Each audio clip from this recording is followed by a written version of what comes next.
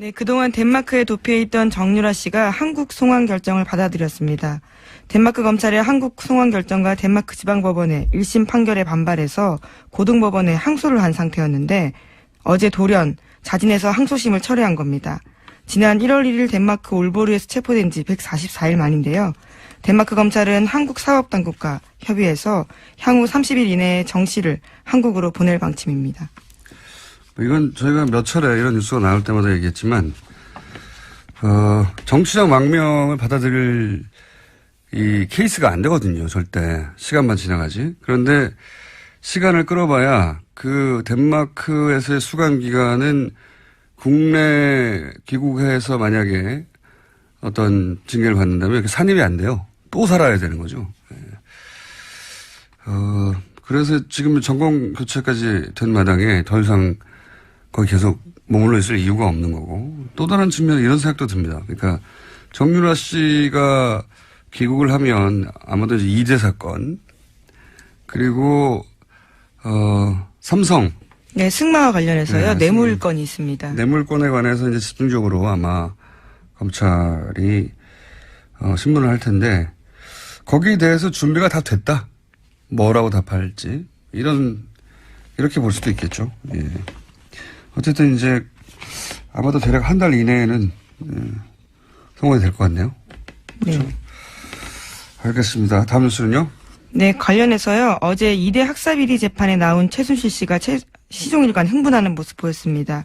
최순실 씨는 정유라 씨가 공범이라는 건 말이 안 된다라면서 두둔했는데 자신의 딸 정유라는 영혼은 죽고 육체만 산 채 삶을 지키고 있다면서 정유라의 상태를 거듭해서 설명했습니다.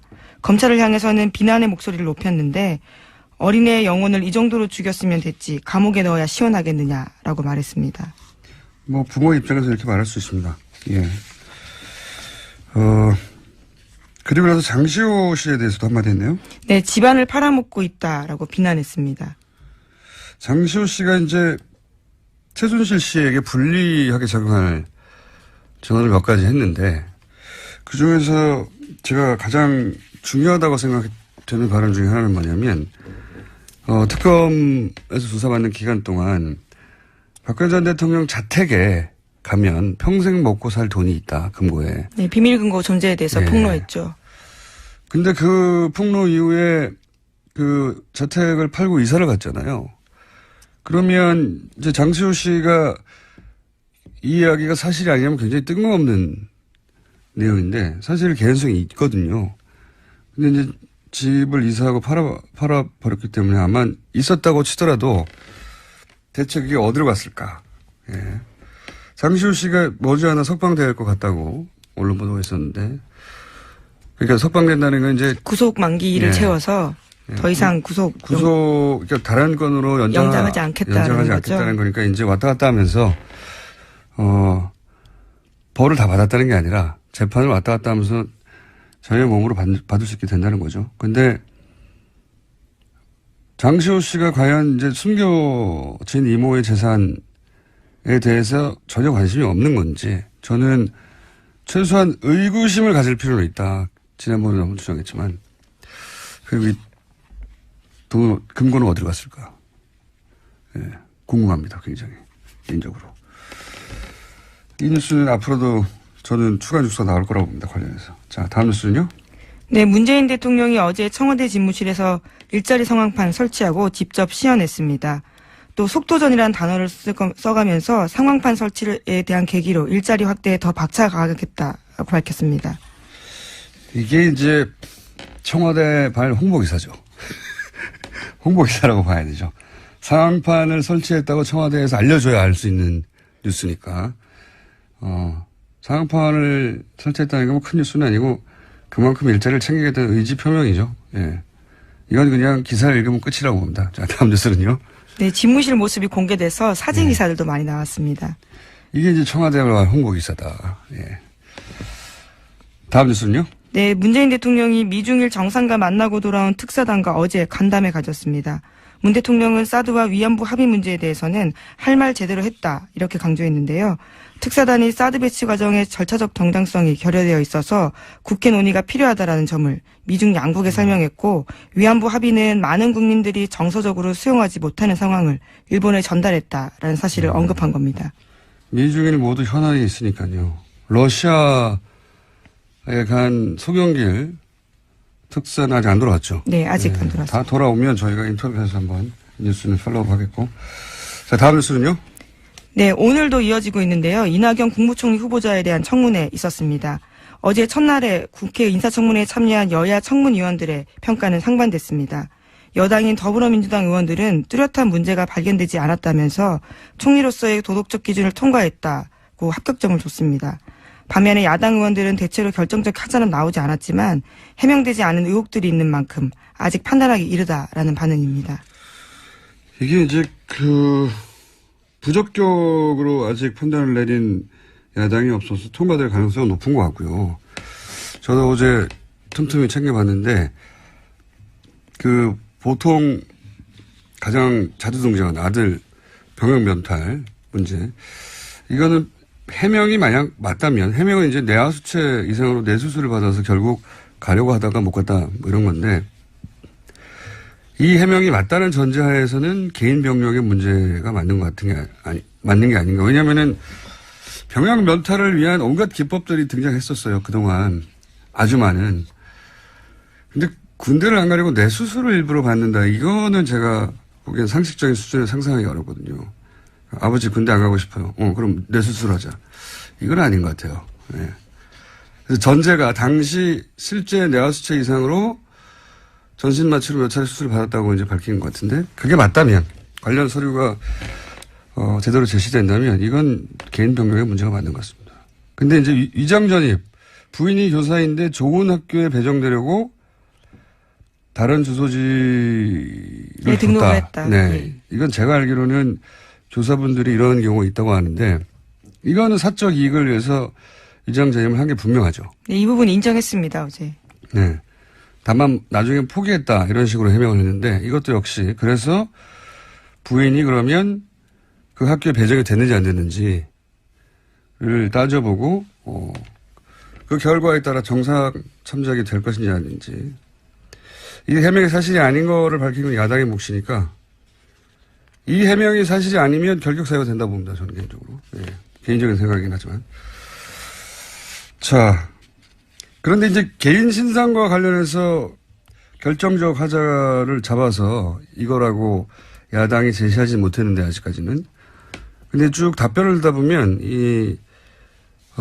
이쪽 진보 진영의 유권자라면 문제 삼을 만한 발언들이 있긴 있었어요. 김영란법 재검토라든가. 그러니까 개인 신상이 아니라 총리로서 가지고 있는 정책에 대한 생각들이 네. 현 정부와 좀 엇갈린 부분들이 있습니다. 도지사 시절에 규제 프리존 찬성했다. 이건 문재인 공약과도 충돌하는 거거든요. 예. 제가 보기에는 총리가 임명된 뒤에 이런 대목이 오히려 문제의 소지가 있거나 혹은 청와대와 조율의 필요가 분명히 보이는 거고요. 그리고 또 하나 인상적이었던 거는 여태 청문회가 대부분 신상 또는 자격, 그러니까 비위, 개인 비위. 도덕성 검증에 주로 포커스 맞춰 있었습니다. 이거는 청문회가 생긴 이후 이래로 항상 그래왔고, 민주당도 그래왔고, 그래서 항상 등장하는 단어가 똑같아요. 부동산, 위장 전입, 세금, 병역, 똑같은 레파토리거든요. 근데 어제 바른정당 김영태 의원이 제가 기억하기로는 거의 처음이었던 것 같아요. 총리가 과연 정책적 준비가 돼 있냐, 국정수행 준비가 돼 있냐, 이 방향에서 질문을 했어요. 예. 그 모두 반론에서도 드러나는데 잠깐 들어보시겠습니다. 저는 그간 총리 후보자의 언행을 살펴볼 때 우리 이낙연 후보자의 인격을 신뢰합니다. 따라서 신상 문제보다는 문재인 정부가 산적한 국가인왕안을 헤쳐나가는 데 있어서 설정한 국정 방향 과제가 타당한지, 후보자가 단지 대통령의 대독 총리가 아니라 여소야대 정국에서 정국을 풀어나갈 능력과 자질이 있는지 국민과 함께 검증하는 데 주력하겠습니다. 그러니까 김영태 바른정당 의원이 제기한 정책 질의의 어떤 내용을 떠나서 청문회 방향을 이렇게 잡았다는 자체로 저는 박수하다 마땅하고 앞으로 청문회 질의를 이 방향으로 하려고 하는 의원들이 앞으로도 등장할 수 있다. 네. 그래서 저희가 사실 3부 인터뷰를 따로 좀 잡아놨습니다. 그런데 이렇게 청문회를 하니까 야당 의원들한테 문자 폭탄이 갔다고. 네, 어제 그 부분에 대해서도 질문을 기자들이 했었는데 총리 후보자가 표현의 자유 부분들은 존중하지만 좀 자제할 필요가 있겠다라는 식의 이야기를 했습니다. 저는 자제할 필요가 없다고 생각합니다. 왜 그렇게 생각하냐면 이 청문회 관련해서도 이제 드러나는데 유권자들이 많이 바뀌었어요. 미디어 관련하면서도 얘기했지만 일단 청문회 자체를 일반 시민들이 많이 시청합니다. 첫 번째. 이런 정치적인 콘텐츠를 마치 대중문화를 대하는 수준으로 직접 지켜보고 스스로 판단하고 막 내용도 공유하고 예전엔 재미없어서 안 봤거든요. 이런 직접적인 참여가 굉장히 자연스러워졌어요. 그리고 그 과정에서 정치인에게 내 뜻과 안 맞으면 문자를 보내기도 하고 항의하기도 하고 응원하기도 하고 이러는 행위 자체가 굉장히 적극적이 됐습니다. 그러니까 정치인이 더 이상 두렵거나 멀리 있는 존재거나 그게 아니고 내가 세금 내고 내가 뽑아서 일 시키는 공복 이런 시각을 교과서에만 있는 게 아니라 실제로 그렇게 생각하기 시작한 거죠. 이게 이제 예전에는 왜 미디어를 통해서 몇 마디 코멘트 딴 게 전부였잖아요. 접할 수 있는 게. 지금은 정치인이 직접 출연해서 1시간씩 막 떠들거든요. 그걸 들으면서 정치인을 굉장히 가깝게 느끼기 시작한 팟캐스트의 영향이 아주 지대하고 기본적으로는 거기에 대해서 이제 그렇게 실제로 바뀌었는데 마인드가 탄핵 국면을 거치면서 정치인들이 처음엔 헤맸잖아요. 탄핵까지 가는 건 너무 무리한 불가능한 여의도의 문법에 따라 그랬더니 바보들아 그게 아니야 그러고 이제 사람들이 광장에 나갔단 말이죠. 그런 경험을 집단적으로 하면서 정치인한테 자기 의사를 직접 표명하는 게 이상한 일도 아니고 자연스럽고 해야 하는 일로 바뀐 거예요. 제가 보기에는. 근데 이걸 이제 누가 시켜서 보낸다고 생각하거나 아니면은 배우가 있다고 생각할 수가 있는데 그렇게 생각하면 앞으로는 정치인하기 힘듭니다. 그래서 이게 불편하고 처음 겪는 경험이라 막 배우가 있고 음모가 있다고 생각할 수 있는데 아니에요. 이게 불특정 다수가 그렇게 생각하는 불특정 다수가 너무 많아진 거예요. 정치인들이 여기 익숙해져야지 이거 하지 말라고 해서 바뀔 게 아니에요 이제. 다만 어제 총리 후보자 이야기는 그 문자의 내용과 태도에 대한 이야기로 보였습니다. 그거는 어쩔 수 없어요. 제 말은 예의가 바른 사람도 있고 격한 사람도 있고 근데 이런 게 익숙해져 가면서 이제 문자를 보내는 사람들도 점점 뭐랄까요 훈련이 되고 튜닝이 되어 가겠죠. 왜냐하면 욕을 하는 게 목적이 아니라 내가 원하는 방향으로 정치를 끌고 가고 싶은 거거든요. 유권자들은.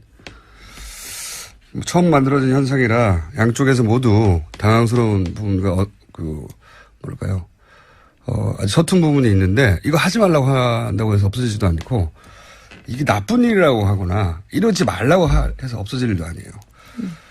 굉장히 큰 변화가 생겼어요. 최근에. 하여튼 적응해야 한다고 봅니다. 정치인들이. 네, 예의를 지키는 수준에서. 예. 네, 유권자들이 개개인들이 예의를 다 지키라고 어떻게 합니까? 길거리에서 가다 욕도 하려고 그러는 거죠. 그건 이제 스스로 깨달아 가겠죠. 유권자들도 이런 얘기가 나오면서. 하여튼 이 현상 자체를 부정하거나 부정적으로 바라봐서는 도태된다. 바뀌었습니다. 환경이 완전히. 다음 뉴스는요?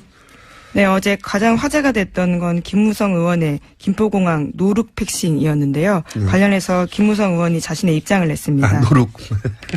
그거요? 네, 어제 뉴스공장에서도 이야기가 나왔었는데 네. 기자들이 관련해서 화제가 되자 물어보자 수행원이 보이길래 이렇게 밀어줬는데 왜 이게 잘못된 것이냐면서 그게 이상하게 보이더나 라고 반문했다고 합니다. 네. 본인한테는 억울한 점이 있는 거예요. 나오는데 본인과 아주 가까운 수행원이 있어서 내가 거기까지 걸어가지 않고 밀어줬다 이거죠. 캐리어를. 자율주행을 시킨 거죠. 잠시. 근데 사람들한테 이렇게 어떻게 비치냐면 자기 아랫사람에게 무례하게 대한다. 이렇게 느껴지는 거거든요. 그 화면만 보면 그렇게 그 느껴집니다. 화면만 보면 둘 사이의 관계도 느껴지지 않고 굉장히 아랫사람을 저런 식으로 대하는구나 예, 하고 하대하는 모습으로 느껴지는 거기 때문에 왜 그게 이상한지를 깨닫지 못하면 역시 정치를 앞으로는 하기 힘듭니다. 예민해졌어요. 사람들이 섬세하고. 자, 하여튼 그렇게 보여서 다들 그걸 근데 우리만 그렇게 본 게 아니에요. 제가 알기로는 어제 레딧이라고 미국 굉장히 큰 커뮤니티 사이트가 있어요. 거기서도 영어로 이 동영상을 놓고 수천 개의 댓글이 달렸어요. 예, 제목이 코리안 폴리티션 스웩이라고 해서 약간의 허세. 예. 예. 굉장히 화제가 됐습니다. 그러니까 우리나라 사람만 이상하게 보는 게 아니고요. 예, 전 세계에서 정치인이 이렇게 했을 때 느껴지는 반응은 공통적인 거니까 왜 그러는지 모르면 안 되는 거죠. 예. 다음 순요. 네, 대만이 아시아 최초로 동성 결혼을 합법화했습니다. 대만 최고법원인 사법원이 어제 대법관 심리를 통해서 동성 결혼을 금지한 현행법이 위헌이라고 결정 내렸습니다. 그렇군요. 저는 우리 대선 토론회 처음으로 등장했잖아요. 대선 토론회. 앞으로 이 이슈가 진보 보수, 지금까지는 계속 북한이 진보 보수를 가르는 기준이었거든요. 이 기준은 전 세계에서 우리나라가 유일한 기준입니다. 원래 진보 보수를 이렇게 가르는 경우가 없어요. 예. 상대, 예를 들어 적국을 어떻게 상대할 것인가, 이걸 가지고. 근데 이제 전통적으로 이 동성혼에 관한, 인권에 관한 거죠. 예. 이걸 어떻게 바라볼 것인가, 낙태를 어떻게 볼 것인가, 뭐 종교적인 문제, 이건 앞으로 계속 등장할 텐데, 진보 보수를 어떻게 가르느냐 하는 논쟁으로 발전해 나갈 거라고 봅니다. 이 문제는 계속해서 앞으로도. 그리고 시간이 벌써 다 돼버렸네요. 네. 짧게 이제 하도 큰 인사들이 많아서 주목받는 뉴스는 아닌데 제가 최근에 이 현 정부 인사 관련해서 인상적이었던 거 하나 짧게 말씀드리면 민정수석실에는 검찰에서 수사관을 파견합니다. 그렇죠?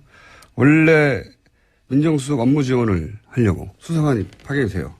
이 파견 수사관은 보통 청와대가 이 사람을 보내라고 하거나 검찰에서 이제 추려서 하는 건데 이번에는 처음으로 그래서 박근혜 정부 때는 다 TK 지역에서 수사관이었어요. 한 사람도 안 빼고 제가 알기로는. TK에서만 민정수석실에 수사관을 하는 겁니다. 말이 안 되는 거죠. 예, 말이 안 되는 건데 이번에는 공모를 했어요. 신청을 받는 거죠. 하고 싶은 사람 손들라고. 이거 처음 있는 일입니다. 굉장히 근본적으로 달라진 건데요. 이렇게 되면 어떤 라인에서 뽑거나 특정 지원만 할 수 없죠. 신청한 사람 몇 배수 중에 뽑아야 하니까. 이거 굉장히 제가 보기엔 큰 뉴스인데 다뤄지지 않아서 이 정부 인사 정책의 변화에 굉장히 큰 시그널인데 한번 언급해 봤습니다. 오늘 여기까지 할까요? 네. 제가 가장 중요하다고 생각되는 발언 중에 하나는 뭐냐면 특검에서 수사받는 기간 동안 박근혜 전 대통령 자택에 가면 평생 먹고 살 돈이 있다. 금고에. 네, 비밀 금고 존재에 대해서 네. 폭로했죠.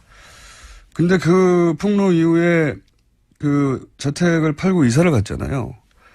그러면 이제 장시호 씨가 이 이야기가 사실이 아니라면 굉장히 뜬금없는 내용인데 사실 개연성이 있거든요. 근데 이제 집을 이사하고 팔아버렸기 때문에 아마 있었다고 치더라도 대체 그게 어디로 갔을까. 예. 장시호 씨가 머지않아 석방될 것 같다고 언론 보도가 있었는데 그러니까 석방된다는 건 이제 구속 만기를 예. 채워서 더 이상 그러니까 다른 건으로 연장하지 않겠다는 않겠다는 거니까 이제 왔다 갔다 하면서